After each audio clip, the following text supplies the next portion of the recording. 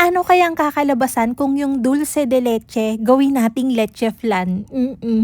Para nga makatulog na ako, sinubukan ko na siya, pati sa whole egg leche flan, pati sa egg yolks. Kaya tara, para nga makagawa ng dulce de leche, leche flan, ang daming kalileche nito. So, nagagawa muna tayo ng dulce de leche, syempre. So, dito gagamit tayo ng pressure cooker. Apat na yung sinalang ko para hindi sayang sa gas, di ba? So, nagsalang lang ako ng 4 na lata yung tubig, at least 1.5 inch to 2 inch yung angat niya dun sa lata. So, piniressure ko yan sa medium-high heat.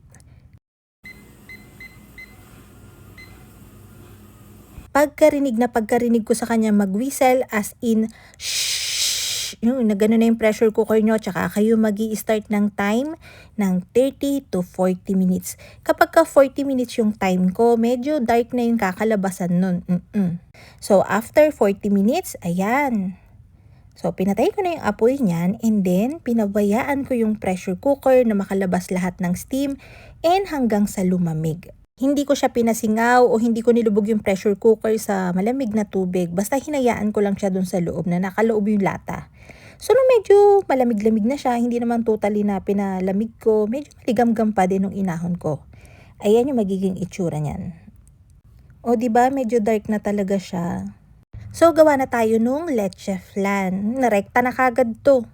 Gagamitin natin yung buong lata, 300 grams or 300 ml. Ilalahat ko yan, said na said. And then, meron ako ditong egg yolks. Yan, gusto nyo ng palamig. Hindi, egg yolks yan. Naipon lang yan kahapon. So, gagamit ako dito ng 200 grams na egg yolks. Kapag ka nag-separate kayo ng itlog nun, aabot yun ng 10 pirasong egg yolks galing sa large na itlog.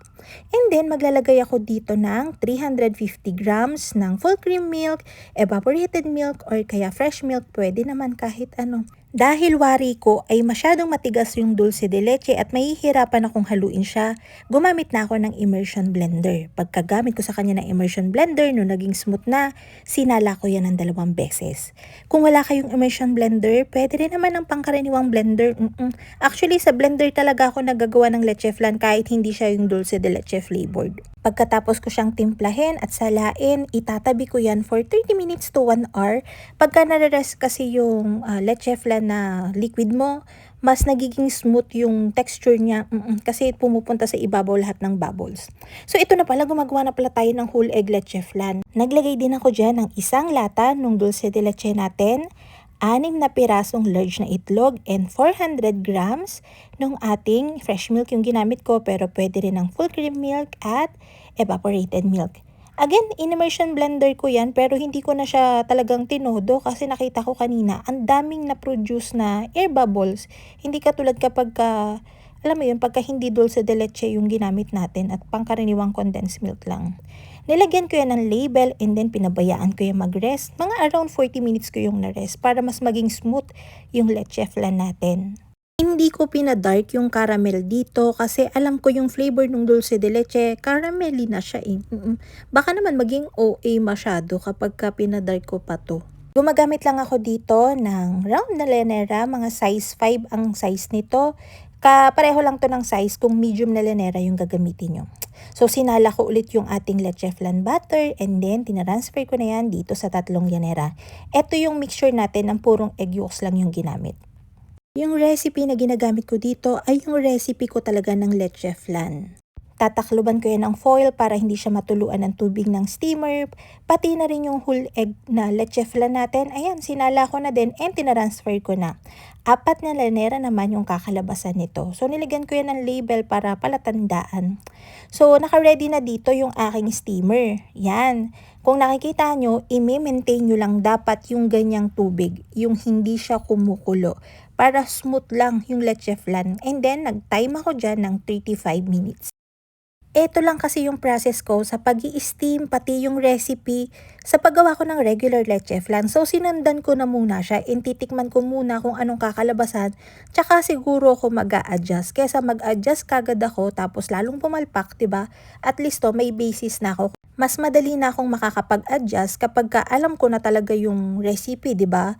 Kaysa yung nagbago kaagad ako tapos mangangapa ako ng mangangapa pagka gusto ko na siyang ulitin. So eto, ni-rest ko 'to overnight sa chiller para talagang kitang-kita natin yung totoo niyang texture kapagka na-rest. Eto yung egg yolk leche flan natin. Mukhang masarap, 'di ba? Medyo may butas-butas siya pero ang importante diyan kung ano yung nasa loob. Nasa loob ng puso mo. Ay, hindi. Yung texture niya ay medyo dense compared sa regular leche flan. Pero nagme-melt pa rin siya sa mouth.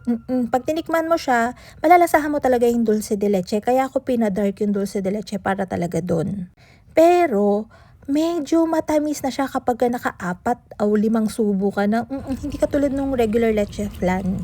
Pero goods pa din para sa akin yung egg yolk leche flan. Eto naman yung whole egg leche flan natin. Ayan, eto yung medyo sumablay tayo ng konti. Sana pala nag-adjust ako ng steaming time dito. Kasi sa texture niya, medyo na-overcook.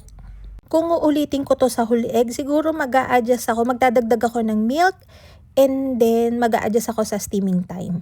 Pero okay na experience din, pero kung papapiliin ako, dun pa din ako sa regular na leche flan. Kaya hindi ko pina-dark masyado yung caramel natin kasi nga feeling ko masyado na siyang OA. So yun lang, thank you, bye-bye!